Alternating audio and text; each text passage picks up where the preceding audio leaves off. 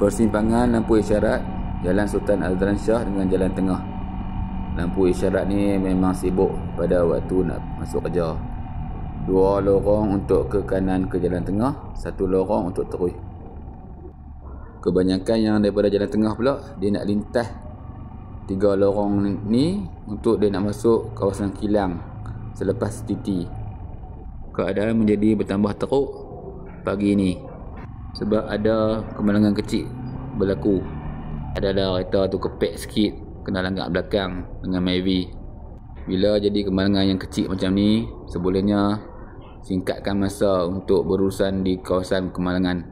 Ambil gambar lebih kurang, lepas tu pergi parking kat depan sikit, settle di tepi jalan, baru orang lain tak terjejas. Yang penting ambil gambar nombor pelik kereta dan IC pemandu. Sekian.